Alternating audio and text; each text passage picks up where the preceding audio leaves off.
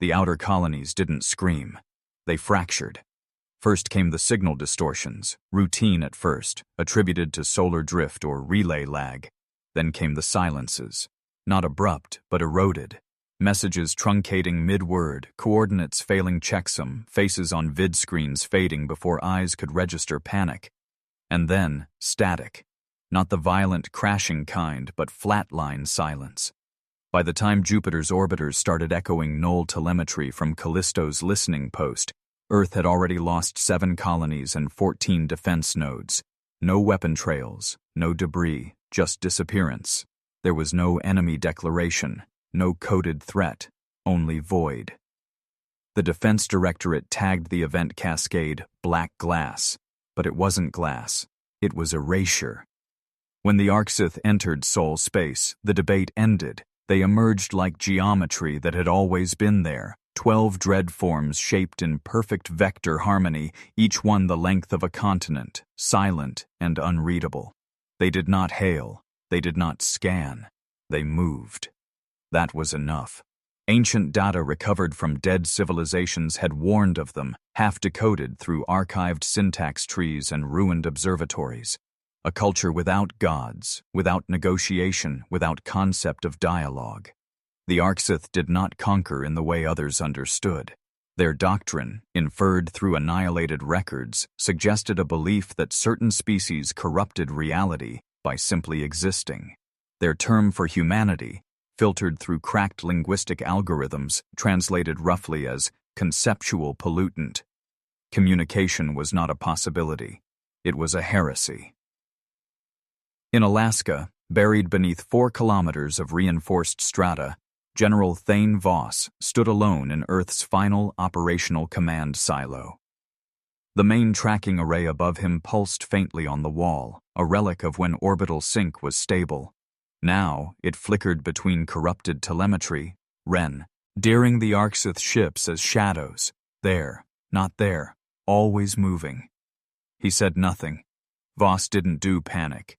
He did process, but his hands remained on the rail, unmoving, as the last orbital defense node blinked out of sequence and vanished from the command overlay. One by one, the icons grayed out, each representing a satellite, a platform, a human structure now erased or blind. Across the globe, command outposts waited for orders, but none came, not because leadership was hesitant, but because leadership was deaf. The Arksith fleet advanced slowly, methodically. Their formation adjusted in such precise arcs that Earth's remaining software mistook them for natural gravitational anomalies. They didn't broadcast coordinates. They didn't deploy probes. They simply entered the system as if it had been a void waiting to be overwritten. Voss watched it unfold without blinking. He had read the ancient intel. He had pushed for Sonomi's dismantling 20 years ago, had fought to limit Earth's cultural targeting programs in favor of more traditional kinetic strategies. But nothing traditional had worked. Not here. Not now. There was nothing to aim at, no threat vector, no command latency. They weren't fighting ships. They were witnessing philosophy. Cold, moving, real. Backup systems across Earth began cascading into error states. The Arksith fleet emitted a constant, low-level telemetry field that disrupted comm synchronization, not through jamming, but through signal oversaturation. Earth's satellites began ghosting themselves, receiving positional feedback loops that rendered them inert. It was a soft weapon, and it was absolute. Earth's command chain didn't collapse. It vanished. Not a coup, not incompetence, just digital blindness. Entire war rooms stared at black screens while their command software calmly told them everything was fine. It wasn't. Voss knew what would come next. Not an assault, not negotiation, just deletion. He stepped away from the screen and turned to the red veil console. A flat device, unassuming, sealed behind 2 separate biometric failsafes. Protocol dictated unanimous council authority to engage it, but there was no council anymore, not in the traditional sense. They'd signed off on conditional autonomy hours ago. Voss entered his authorization alone. Around him, the room went still, not quiet. Quiet meant potential. This was stillness. Earth's last strategic layer wasn't a weapon, not exactly. It was a disconnection. When Red Veil activated, every civilian satellite above Earth executed immediate self-shutdown. Some overloaded burning out cores. Others triggered countermeasure routines, deploying signal chaff that bloomed across low orbit. Mesh nodes fell from orbit in self-fragmentation. Communication networks, the backbone of human civilization, began unraveling. Power grids held. Local systems adapted. But from space, Earth became something else. Loud, erratic, non-coherent. A mess of decoy protocols, thermal overlays, false EM bursts, decaying orbitals, and unpredictable relay reboots. Earth did not become invisible. It became incomprehensible. And that was the point. Voss stood in the center of a world that had just severed its own tongue. He had no orders left to give, no screen left to look at. But he knew what was coming. The Arksith would continue their vector, but their targeting systems, designed for conceptual clarity, would now face a planet that no longer obeyed signal logic. They would see noise. They would see chaos. They would see something that didn't fit into their decision trees, something they couldn't cleanly categorize. And if he was right, and God help him, he hoped he wasn't, then Earth had one tool left buried deep enough to matter, one system old enough to still be untouched, one cannon that didn't shoot metal. Not yet. Above the thermosphere, Earth was unraveling on purpose. Civilian satellites, once tasked with navigation, climate management, commercial bandwidth, began cycling through automated self-destruct routines. Not all detonated. Some simply cut power to gyroscopes, entered uncontrollable spin, and collided with atmospheric drag in calculated arcs. Others bloomed into directed debris clusters, scattering across orbital lanes like shrapnel from a self-inflicted wound. To the Arksith, watching from their elevated formations, the entire planet transformed into a nonsensical broadcast.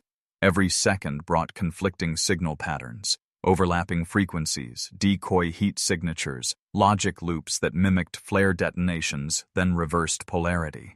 There were no clean targets, no stable vectors, just static in 1,000 formats, deliberate, orchestrated confusion. The comms blackout on Earth continued spreading, not as a failure, but as a new doctrine. Local networks restructured into air-gapped cells. Civilian data infrastructure fell silent. Transit drones, medical satellites, even space elevator nodes all disconnected in unison. Earth's remaining visible presence became analog, asynchronous, and hostile to signal interpretation. That shift wasn't desperation. It was calculated misalignment, an act of camouflage by noise. The Arksith, designed to interpret environmental constants through pure signal fidelity, now stared down at a planet that had severed every legible pattern it once offered. Earth hadn't hidden. It had become incomprehensible. Far beneath the Pacific Ocean, in a trench so deep it scraped into the geothermal crust, a vault powered up for the first time in 3 decades. No beacons lit, no access broadcast. It didn't need them. Project Tsunami didn't operate on standard input. Buried under 6 kilometers of pressure-locked mantle and 2 overlapping dead zones, it had been built during an era of ideological panic, when Earth feared not just invasion, but erasure. Designed not by weapon engineers, but by semioticists, behavioral linguists, and neural interface theorists, Tsunami was never meant to fire a missile. It compiled, it listened, it remembered. The chamber's core held a living archive, vocal recordings, war transmissions, field chants, execution footage, lullabies captured from collapsing cultures, fragments of human noise at its most raw. General Thane Voss descended into the vault with only 2 escort techs and a neural authorization key. The system had been mothballed for political reasons, deemed too erratic, too absolute, too brutal in conceptual delivery. Voss had been one of its chief opponents during the disarmament debates. He remembered the arguments clearly. Sonomi could not distinguish between memory and trauma. It didn't transmit strategy. It transmitted meaning, even when that meaning was grief. And now, as he stepped into the dark beneath the ocean's floor, he understood that this exact property made it Earth's only weapon left. He input the key. No dramatic lighting followed, just the hum of dormant processes reawakening as the vault's temperature began to drop. Sonomi didn't house AI. It was ruled by compiled decision trees fed by human emotional resonance models. What it broadcasted could not be programmed. It had to be curated. The text began interface validation, not by inputting commands, but by loading curated strata, data layers built from centuries of encoded culturas, events, genocides, revolutions, martyrdoms, collapses. The signal logic didn't care for file names. It cared for impact weight, for internal contradictions, for recursion depth in myth origin structure. As each node linked in, the system built a waveform so conceptually dense it could not be indexed by any machine built on causal logic. Sonomi was not data. It was story as signal, assembled from the worst things humanity had survived.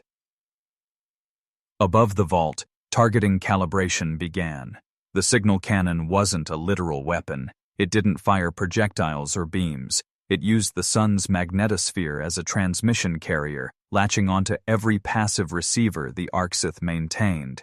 Telemetry relays, formation integrity pings, even passive scan synchronization systems. The Arxith relied on passive sensory consensus, interpreting environmental truth through aggregate signal convergence. That very design choice left them vulnerable. Because Sonomi didn't broadcast at them, it broadcasted within what they already trusted. Thane Voss stood before the core node and gave the final confirmation. His voice didn't tremble, not because he wasn't afraid, but because everything conventional had already failed. Earth had tried logic, tried silence, tried kinetic positioning.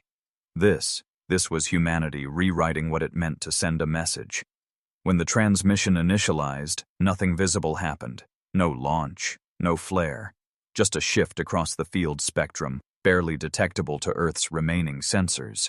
The waveform rose like heat across an unseen surface, aligning with solar radiation belts and piggybacking on neutrino drift. The cannon had no recoil, no smoke. It simply began. The Arxith fleet didn't respond immediately. Their formations continued advancing, but inside their coordination arrays, the first symptoms emerged. Phantom overlaps, looping telemetry with no source, linguistic packets with embedded contradictions. Then came the anomalies, sensor echoes that mapped to non-objects, constructs with mass but no shape, temperature but no radiative footprint, human voices in Arxith channels, cries of children, orders shouted in dead Earth tongues, laughter from lost continents. And beneath it all, the slow rhythm of something recursive. It wasn't just signal saturation. It was conceptual noise. The Arxith began misclassifying their own ships as anomalies. Voss remained underground, watching. No cheer, no satisfaction. Because the cannon didn't promise victory. It promised only distortion. And now the enemy had to decide whether they could still interpret the war they had started. Earth had fired once, not to destroy, but to confuse. In doing so, it made itself dangerous again. Not because of its weapons, but because it had spoken, and the sound couldn't be parsed. The first Arxith vessel drifted out of formation not from damage, but indecision. At the heart of its command lattice, the recursive logic systems pulsed out of phase with its own feedback loops, registering contradictions that could not be triangulated. The signals Sonomi had fired didn't come as static. It arrived layered and deliberate. War chants in languages long extinct, death rituals spoken in rhythmic cycles that bent emotional intonation into logic traps, religious contradictions encoded into paired theological statements that looped into impossible truths. One packet simply repeated a Terran lullaby backward, interlaced with wartime execution footage indexed to universal trauma archetypes. The Arxith's signal processors, optimized for causal consensus and environmental fidelity, tried to reconcile it all and failed. It wasn't interference. It was a weaponized narrative engine. The more their systems attempted to isolate source vectors, the deeper into conceptual recursion they fell. Sonomi had encoded its payload with intent, and that was what broke them. These weren't random broadcasts. They were deliberate contradictions, laced with cultural significance and recursive intent detection. The Arxith logic cores couldn't disregard it. Their doctrine required internal consistency, and Sonomi's signal mimicked that while corrupting it from within. Entire targeting overlays began misfiring, not in a physical sense, but epistemologically. Sensors returned positive contacts on negative space. Fleet telemetry reclassified friendly ships as error-bearing artifacts. On 3 vessels, subsystems initiated isolation protocols, then turned weapons inward. The first plasma lances fired into nothing. The next struck an allied vessel whose identifier signature had been corrupted to appear as a recursive false positive. Targeting overlays had recompiled with Sonomi's embedded constructs layered in, phantoms mimicking mass and thermal logic, but collapsing on direct observation. The Arxith believed their own allies were conceptual infections, and in a fleet that did not debate, did not hesitate, the correction was instant and final. Blinding heat lanced through formation lines as ships opened fire on others registering as contaminated. No broadcast accompanied the exchange. They didn't speak. They purged. Voss stood inside the Sonome vault, hands clasped behind his back, watching the external feeds.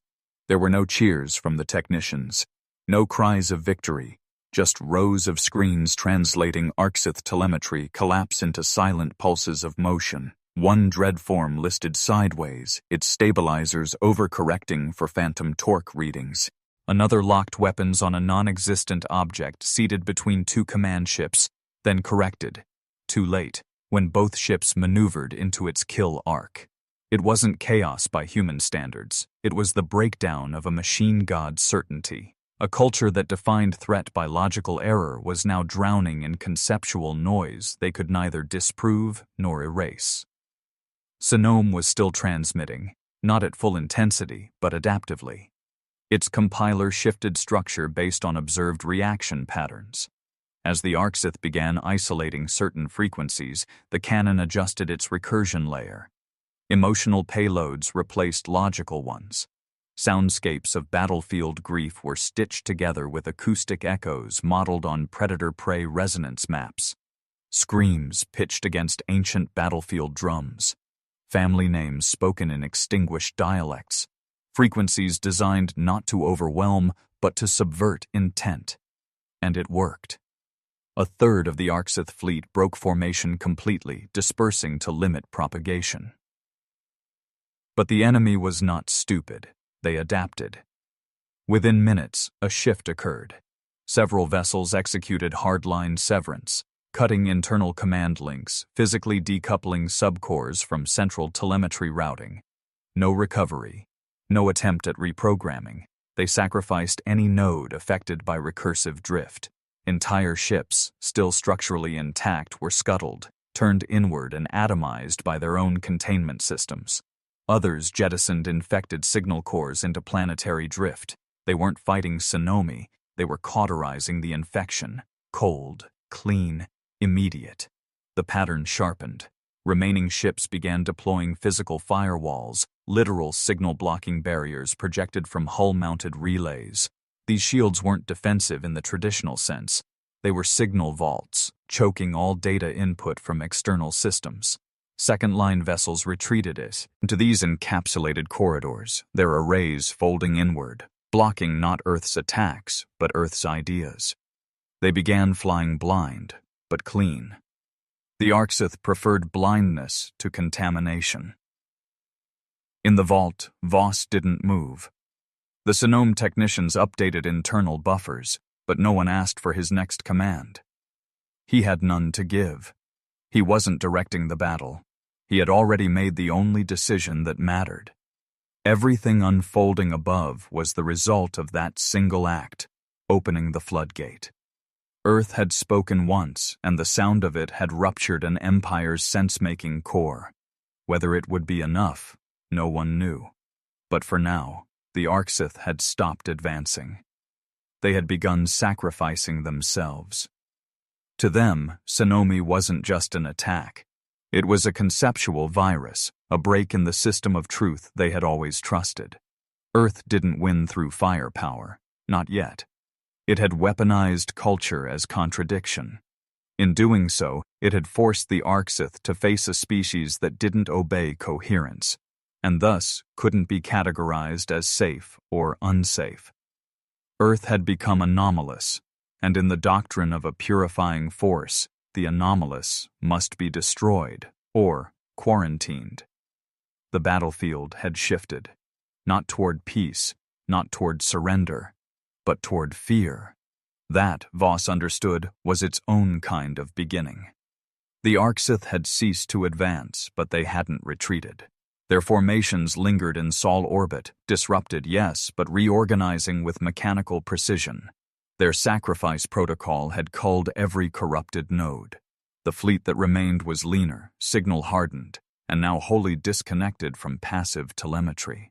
They had sealed themselves inside firewalled decision matrices, but they were still a war machine, still intact, still positioned, still armed. Psychological rupture alone would not be enough. And General Thane Voss stood once more at the command interface inside the Sonome vault, watching Earth's last reserves come into alignment.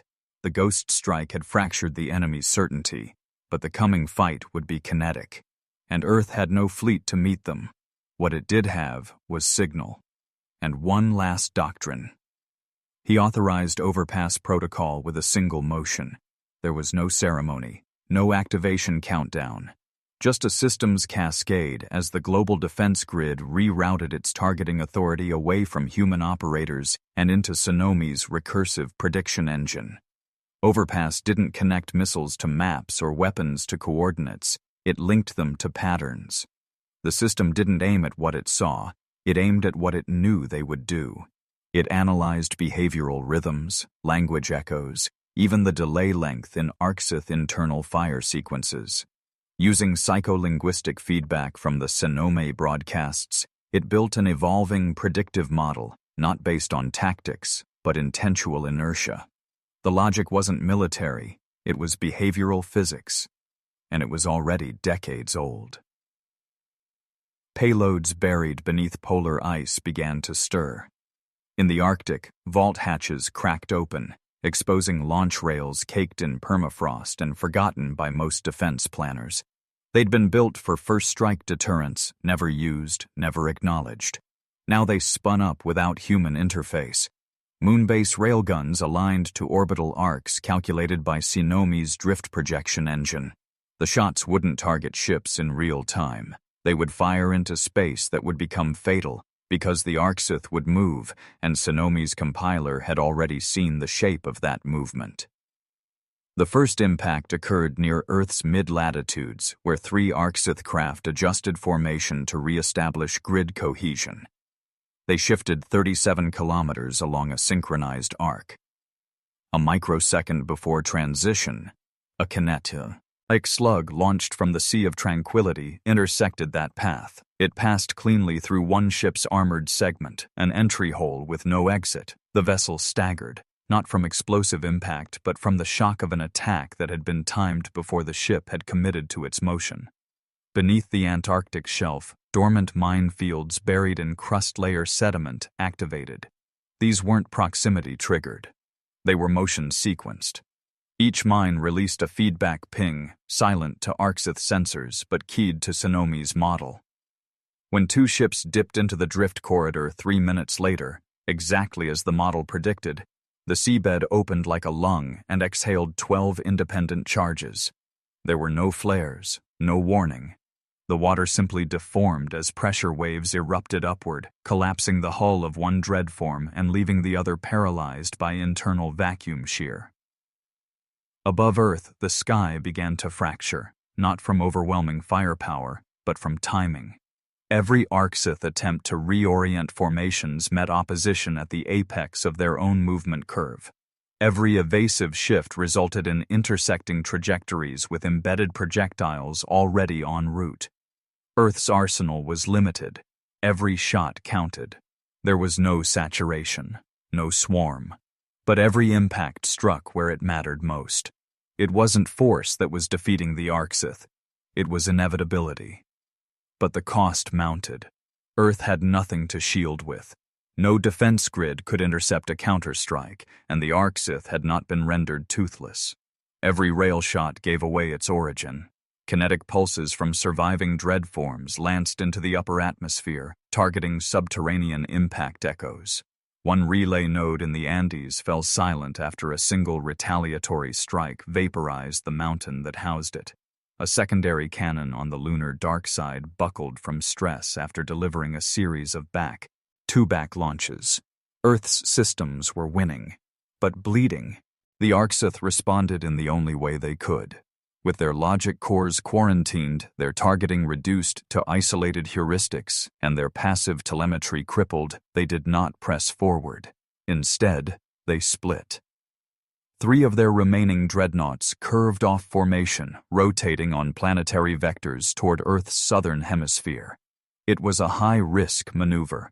The trajectory exposed their lateral mass to orbital counterfire. But the Arksith had chosen their direction for a reason. The southern hemisphere still held Earth's largest signal void. That expanse, an intentional blackout zone encompassing deep ocean, minimal thermal activity, and no active communication, had been created early in the Red Veil Cascade.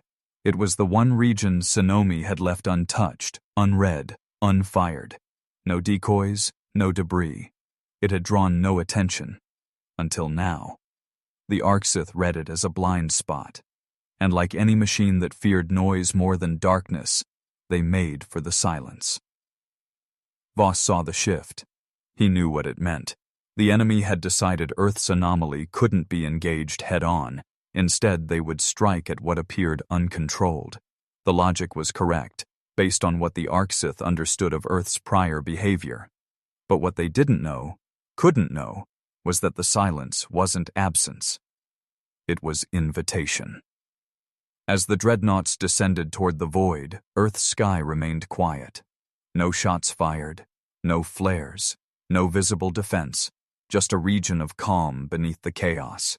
They moved toward it with cold precision, ready to sever the last uninfected vector. They were flying directly into Sonomi's final act, and it had been waiting. Sonomi did not rush. As the 3 Arksith dreadnoughts pierced the southern ionosphere and entered their final orbital approach, Earth's systems remained dormant. No launches, no flares, no transmissions. It was not hesitation. It was composition. Innsdalds eyed the Pacific Trench Vault. Sonomi's compiler drew from strata it had held in reserve, threads it had not yet woven. The final transmission would not be chaotic like the first. This would not be screams, contradictions, or fear. The Arksith had already adapted to that. They had hardened their logic trees against dissonance.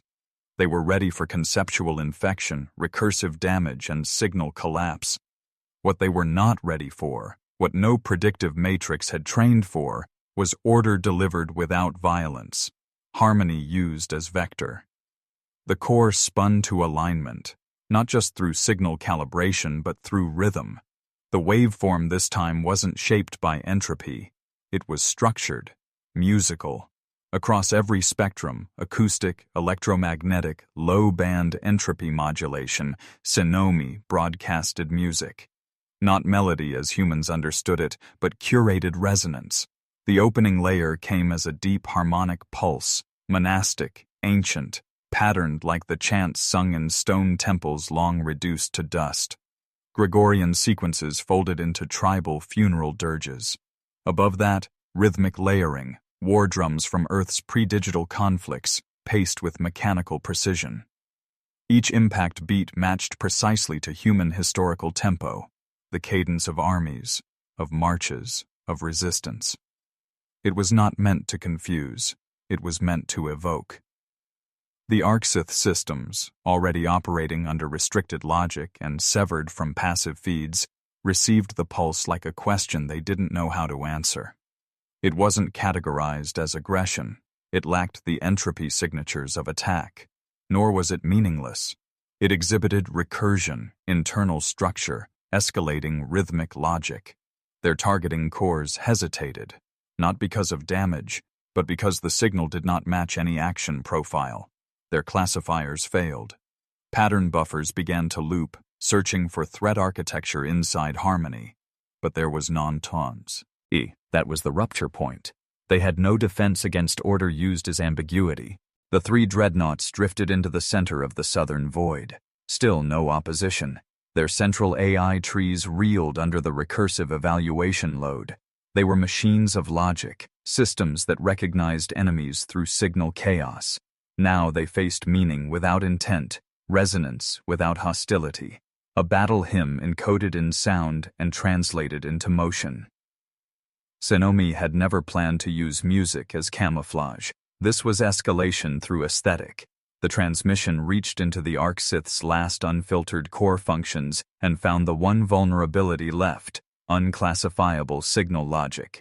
In a system that only understood threat through pattern decay, a signal built on perfect rhythm became a conceptual paradox.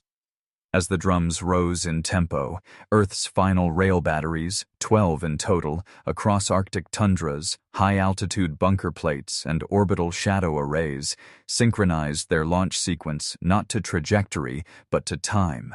Each rail slug was preloaded with kinetic paths calculated hours prior by Sinome. But they did not fire on command. They fired on beat. Each impact followed a note. 12 kinetic pulses. 12 percussive bursts, each delivered in the precise rise of a Terran war march composed 500 years before the invention of orbital weaponry. The first slug struck the lead dreadnought mid-drift as it rotated toward Earth's magnetic pole. The shot punched through 6 layers of bonded lattice before collapsing its internal signal vault. No explosion, just sudden absence. The second and third salvos came half a second apart, one striking the second dreadnought's maneuvering keel, the other fracturing a shielding array on the third as it attempted a lateral correction. The rhythm did not break. It escalated. Each subsequent strike followed a higher tempo pattern, turning rail impacts into percussion. From above, it did not look like an attack. It looked like a choreography of destruction. The Arcsith vessels did not respond with counterfire. They couldn't. Their targeting systems had disconnected from logic classification, still attempting to reconcile harmony with threat status. In the final 12 seconds, the dreadnoughts drifted out of sync, not because they were disabled, but because they no longer understood when they were. The final 3 salvos landed simultaneously, all timed to the final stanza of the hymn. The 3 dreadnoughts fragmented in silence. No final broadcast, no defensive volley. Their cores destabilized not from force, but from internal collapse. Subsystems unable to maintain identity coherence under the stress of rhythmic contradiction. Earth did not scream. Earth did not rage. It simply played a song that the Arcsith could not answer. And in that moment, sound became finality. As the wreckage began to fall, large, slow, and glowing from frictional descent, no alarms triggered. Sonomi stopped transmitting. The railguns shut down. No further payloads were primed. For the first time in days, the planet held still. Not because it had won, but because there was nothing left to say. Silence returned. Not triumphant, not mournful, just present. The kind of silence left behind when the sound of war finishes not with a scream, but with a final note that needs no echo. The Arcsith had not been annihilated, but their doctrine had. Earth had used order to rupture certainty, harmony to erase command. No mythology was built in that moment, only reality. Humanity had fired its last shot, and that shot was music.